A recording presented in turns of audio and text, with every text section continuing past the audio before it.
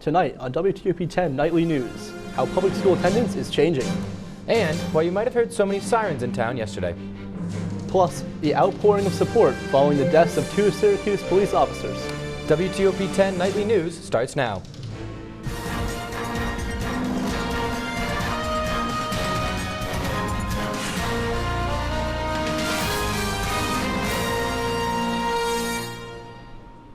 Good evening and thank you for joining us. I'm Casey DeSalle. And I'm David Rienzo. The city of Oswego is reeling tonight after 2 members of law enforcement were killed on duty last night. With the details on the shooting is WTOP-10's Logan Russo. Logan, what updates have come on in the past few hours?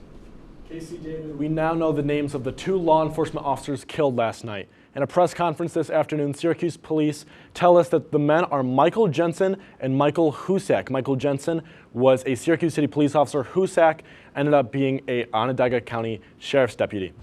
We now also have a full timeline of the events that happened in the town of Salina. Around 7 p.m., a Honda Civic was going around 100 miles per hour through Tipperary Hill in Syracuse. A traffic stop was conducted by Jensen and another officer, but the car fled and evaded police. They got the license plate and their registration linked and went to a home on Darien Drive in Salina that was linked to the registration.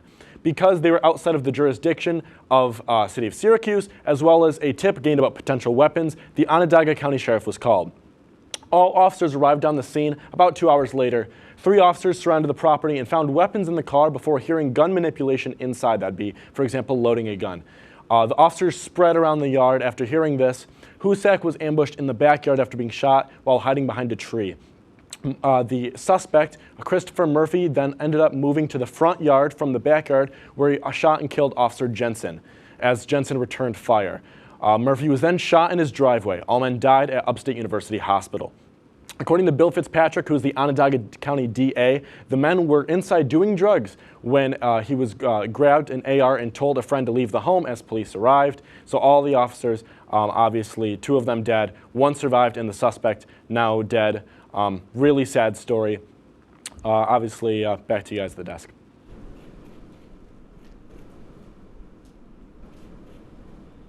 Oswego Mayor Robert Corradino is praising the fast response of emergency services to a water incident in the Oswego Harbor. Yesterday afternoon, emergency crews received a call about the possibility of a person in the water near the Best Western Hotel. Oswego Fire and Police immediately began rescue efforts. Personnel did not locate anyone in the water and set up a strategic search grid.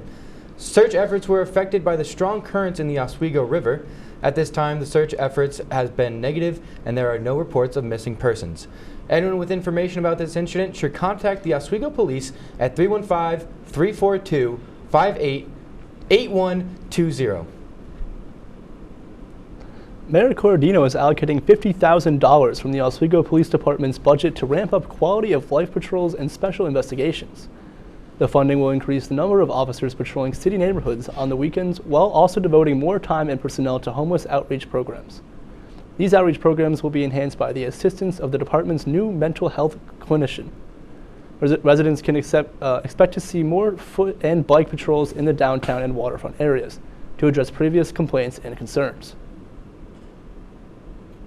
Between now and April 28th, Oswego University Police will remind the campus community of the importance of wearing seatbelts with their Click It or Ticket campaign. The department regularly participates in a spring traffic enforcement and awareness campaign, with the focus this year being on seatbelts. In 2021, over 11,000 passenger vehicle occupants were killed in crashes due to not wearing their seatbelt. The Lakers completed 50 hours of community service last week to celebrate 50 years of Division III athletics. SUNY Oswego joined hundreds of Division III colleges and universities across the country. The teams that participated in Oswego were women's hockey, soccer, swimming and diving, basketball, volleyball, and men's lacrosse and soccer. Organizers said the campus can expect to see many more activities from the Lakers in the community. After a rainy weekend, the weather certainly seems to be getting warmer. Let's join Storm Team 10 meteorologist Brennan Rice outside of Murano for our first check at the weather. Brennan, how's it looking out there? Thank you, guys. Currently, it's a little bit chilly out here. It's in the 40s, but we got clear skies, and we've been living up that nice sunny weather lately, but they may not be here to stay. Coming towards the middle of this week and later this week, there could be a chance for some more rain and even a thunderstorm or two. We'll have more of that, plus your 7-day forecast coming up after the break. Until then, back to the desk. Thank you, Brennan. Today marks the start of Work Zone Awareness Week across New York State. Governor Kathy Hochul announced that this Wednesday, state landmarks will be lit up in orange to honor highway workers. In 2023, the State Department of Transportation experienced 214 work zone traffic incidents and nearly 200 crashes in work zones, leading to 37 injuries. The automated Work Zone Speed Enforcement and Operation Hard Hat programs, created to protect work zone workers, continue this construction season. The number of public school students missing class remains high compared to pre-COVID numbers, according to figures released last week by the New York State Board of Education. Students who are chronically absent are defined as missing at least 10% of school days in a year. Among Oswego County high schools, the Fulton High School District posted the highest rate of 50 students per 100 chronically absent. County schools are actively combating the absentee issue by sports programs, along with promoting welcoming conditions for all students. The John Wells Pratt House Museum in Fulton is now open for the season, bringing back its popular Chocolate Works display. All history and chocolate lovers are invited to enjoy the sweet memories of the Nestle Chocolate Factory. The museum is celebrating 45 years of preserving Fulton's history and culture. The museum is open 10 to 3 Wednesdays through Fridays. For more information, call the John Wells Pratt House Museum at 315-598-4616. Still ahead tonight, why Israel's plans to attack Rafah have been delayed. Plus, the rare and colorful sight you may enjoy if you look to the night sky this week.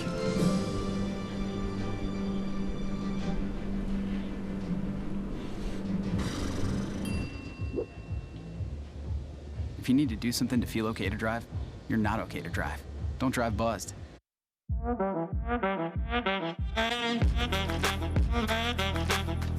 Shine on that black. Look at the bling. Look at do we got a diamond tester on? Yeah, that's getting bad. Yep.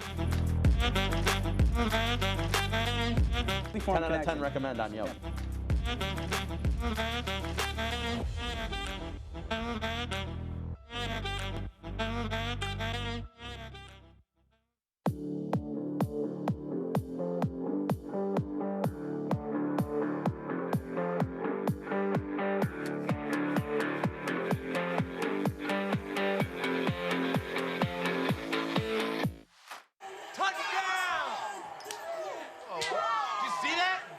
We scored? Yeah, we scored. We're going to the playoffs. I can't believe I missed that.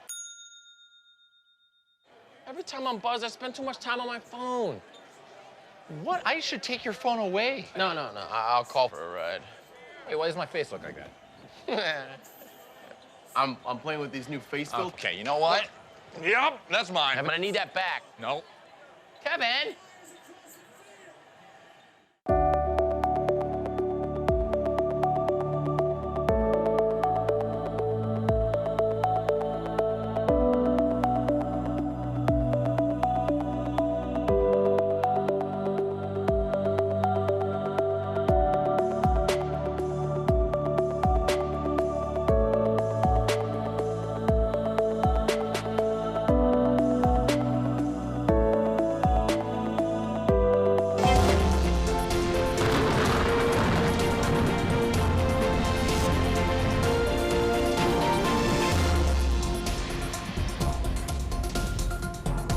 Welcome back to WTOP. I'm your Storm Team 10 meteorologist, Brennan Rice. Currently, we're going to be looking at some of your headlines here, including some current conditions, chance of some thunderstorms even on Wednesday, and a look from above, plus your 7-day forecast. As we look around the state right now, temperatures are pretty mild in the 50s towards central New York. Here it's 49 in Oswego. Head towards western New York, it's in the 40s, 50s continuously. The only place it's actually somewhat warm is down in Kingston, which you can't see right now, but it's in the 60s down there. As we look at more of the current conditions here in Oswego, it's pretty much clear skies, a few clouds out there, and some gusty winds at just up 9 to 13 miles per hour. Otherwise, it's pretty calm. Dew points right at 32, so conditions are pretty pleasant out there. As we look over into tonight, we're going to be seeing a low of about 40 degrees. Those skies are going to continue to clear.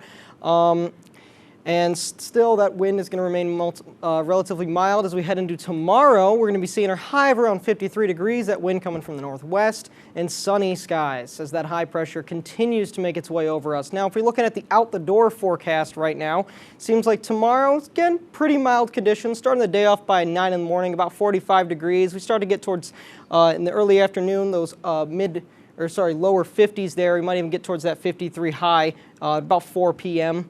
From there, it starts to taper off. And as we look towards ahead, we could be seeing some more rain in the forecast, unfortunately. Not really anything for tomorrow to worry about, but Wednesday in the afternoon, we could be looking at a chance for a thunderstorm or two. Thursday, it's most likely going to be showers intermittent through the day, and that chance will still linger in onto Friday. Saturday morning, a small chance, but a noticeable one still for some showers there. As we look at the forecast, the bigger picture above, we're seeing those pressures. This is the next 3 days.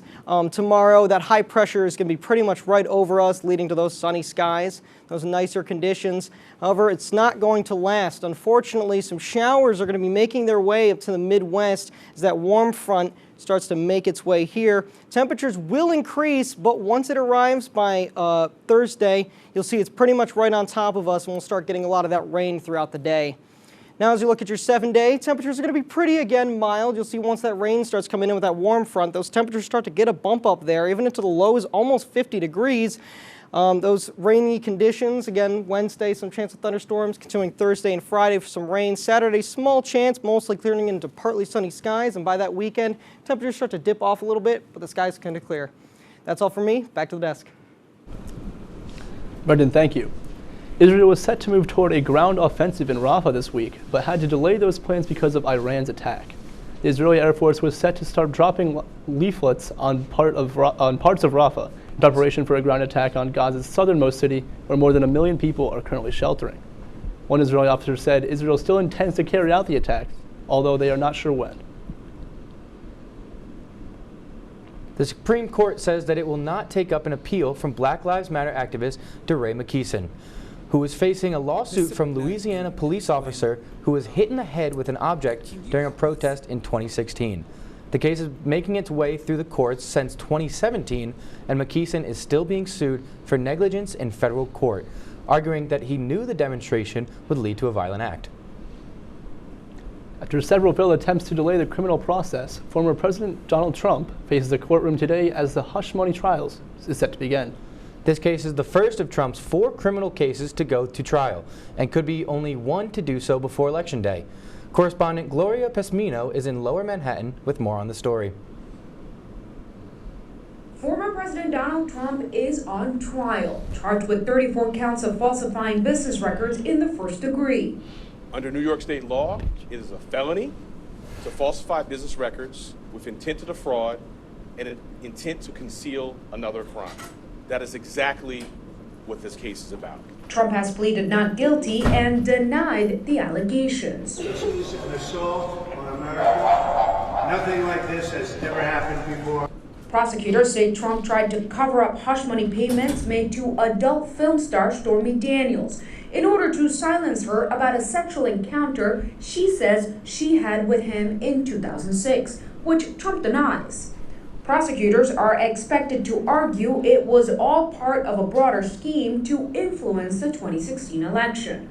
Hundreds of New Yorkers will report for jury duty this morning, but picking the right jurors won't be simple. 12 men and women, plus 6 alternates, will ultimately decide Trump's fate. Jurors will answer a 42-question survey as both sides try to spot signs of bias. Both prosecutors and the defense want to know where jurors get their news. If they ever worked for the Trump Organization, they'll be asked if they support or are members of the Proud Boys and other groups.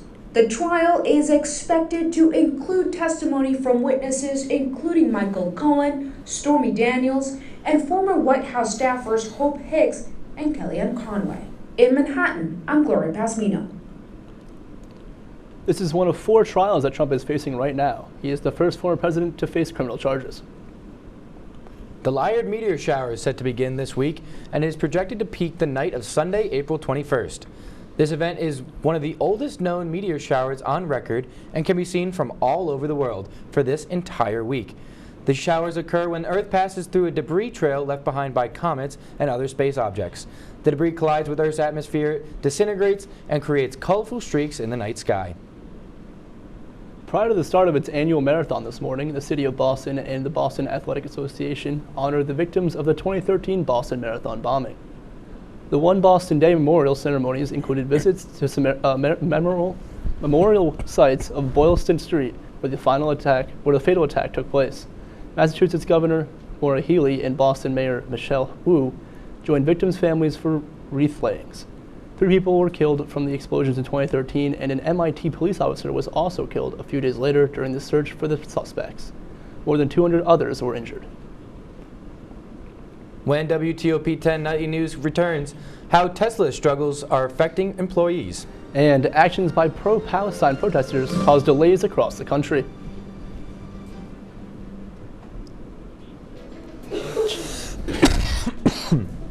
I'm gonna own that.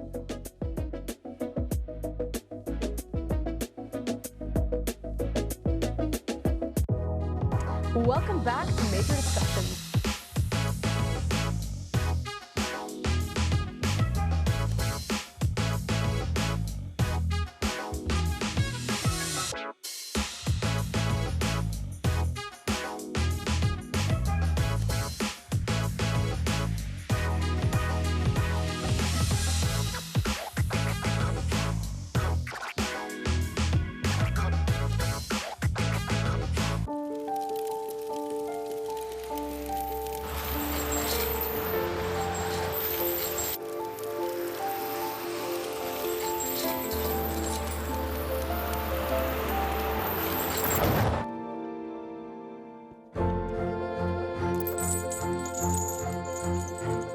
Did you know dragging chains can spark a wildfire?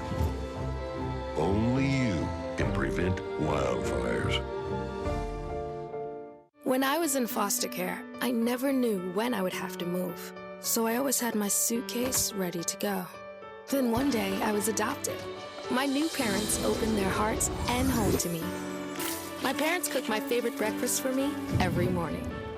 My parents take me on trips I never thought I would go on. They gave me a home and an even better reason to use that suitcase. My parents aren't perfect, but they're perfect for me. Hey there, I'm Al Roker, class of 76. Yes, way back in 76. Back when the Earth was cooling. You're watching WTOP. Welcome back. In consumer news, Tesla will be slashing 10% of its workforce, according to the Washington Post. CEO Elon Musk has informed employees today of the layoffs, citing the need to reduce costs and increase productivity. This comes amid a lower demand for electric vehicles. Tesla reported a sharp drop in vehicle deliveries in the first quarter, while their stock has lost a third of its value this year. This morning, pro-Palestine protesters caused disruptions in both Chicago and California. Chicago protesters blocked Interstate 190 outside of Terminal 1 at the O'Hare Airport during rush hour. Many people heading to the airport ended up leaving their vehicles and walking in order to catch their flights. In California, protesters completely blocked southbound lanes on the Golden Gate Bridge. Police arrested more than a dozen people between the two incidents. It's tax day. Tax filers have just hours left to file a return or request an extension. Otherwise, you might end up paying an additional fee. That fee could climb to 25% of the taxes you owe if you wait too long. Amy Kyle reports on how to file or get an extension quickly. Fastest way to get your refund is to electronically file and to receive that refund through a direct deposit. It's not too late to file a tax return or request more time. Some people automatically get an extension. Residents of Maine, Massachusetts, and Washington, D.C. have an extra day or two for observed holidays. People who live or work in federally declared disaster areas can check their deadlines at irs.gov. It's possible to request an automatic 6-month extension for free through an IRS partner on the agency's website. The deadline for that is today, and it involves paying estimated taxes. For those who want to file before midnight tonight, the IRS this year is attempting a direct file with multiple states. People not in direct file states can check out the IRS's trusted partners. Those with an adjusted gross income of $79,000 or less can file with them for free. Others can use paid services. Experts urge taxpayers to enter information correctly. Something as simple as just, fingering your social security number, could really cause you a headache. Watch out for scams. If you didn't initiate that contact, go to the source. And avoid late fees. Sometimes people get scared and they're like, oh my goodness, I owe money, I'm not going to file. And for that, we really encourage people, go ahead and file. I'm Amy Kiley reporting. If you know you're due a refund, you have some wiggle room. The failure to file a penalty won't apply to you. 2 new reports show that coral reefs around the globe are experiencing a 4th mass bleaching event, which could become the worst in recorded history. 54% of the planet's coral reefs have undergone bleaching in the past year. The last 12 months, being the hottest in history, have contributed to the problem.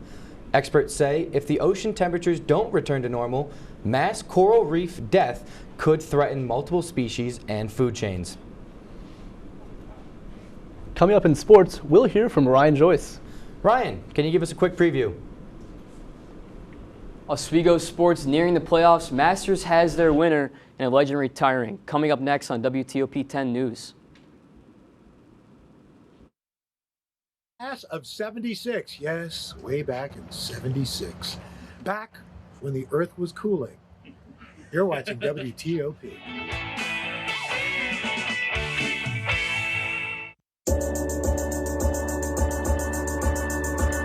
The Kinda Late Show with Chloe and Anna.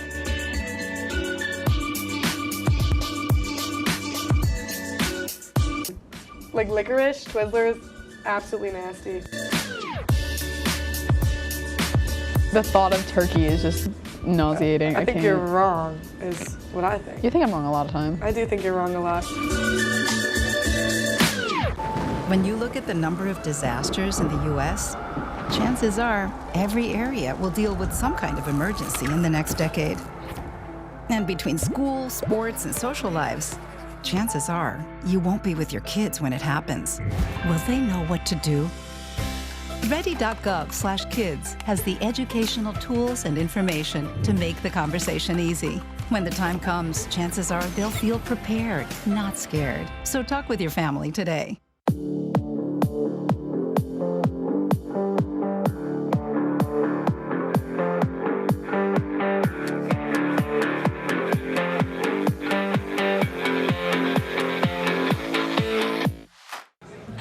Put the keys down, Kevin. But I'm gonna drive home. There are several warning signs present that you shouldn't be driving. I guess I have really been looking for love in this dating app. Yep, I'm definitely gonna call a ride home.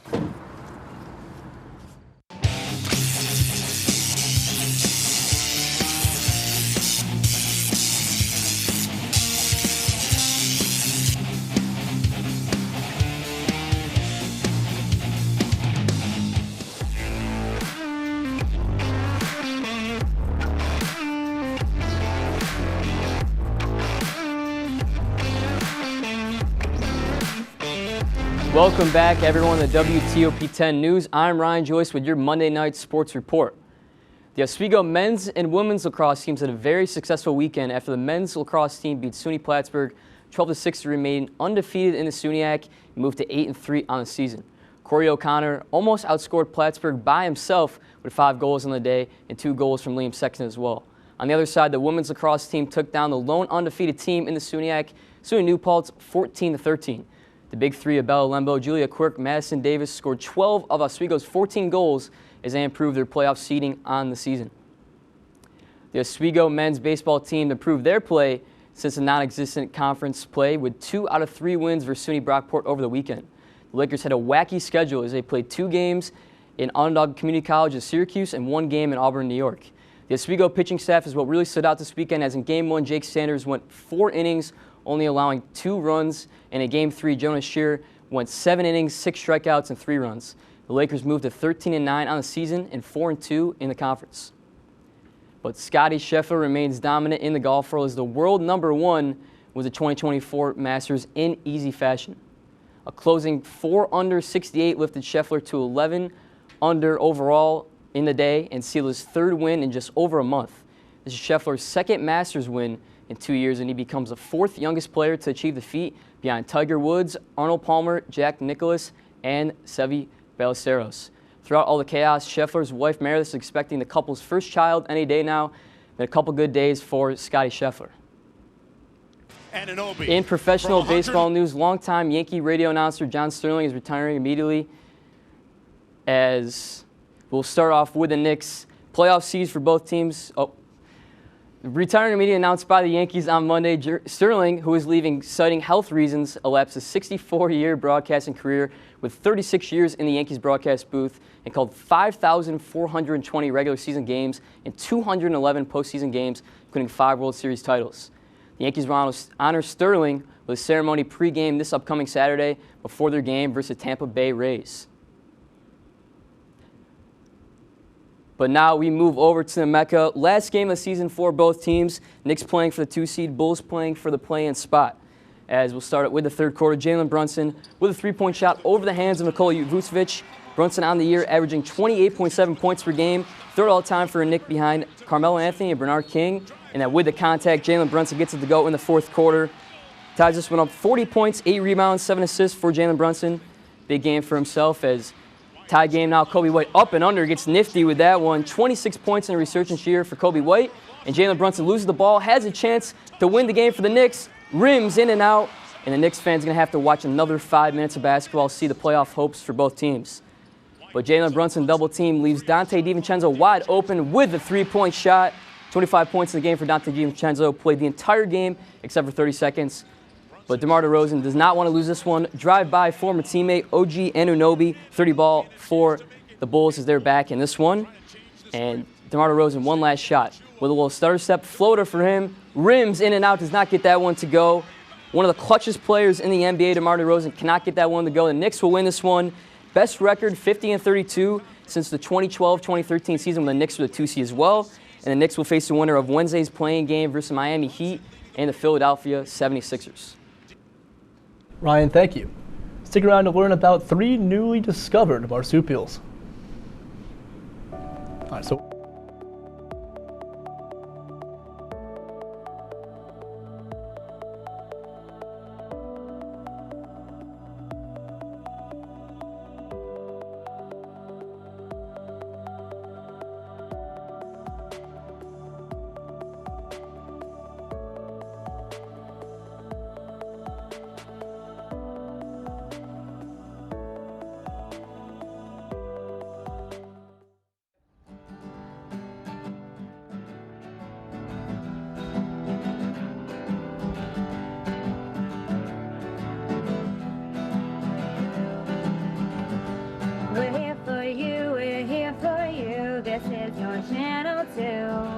with sports and news and what to do, we're here for you. It's your TV, you're watching WTOP. Your TV, thanks for watching WTOP.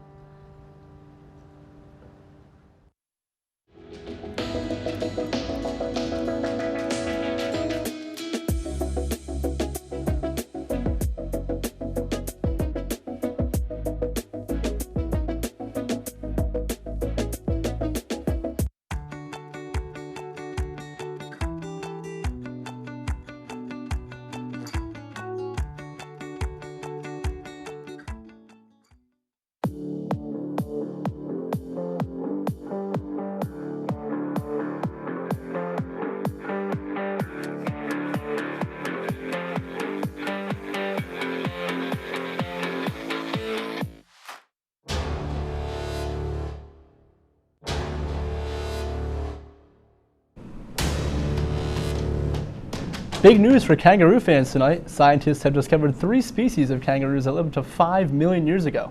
While working in southern Australia, researchers found 3 complete skeletons. The kangaroos would have looked a lot like modern ones, but more stout and muscular. The largest was 6.5 feet tall and likely went extinct 40,000 years ago. Wow.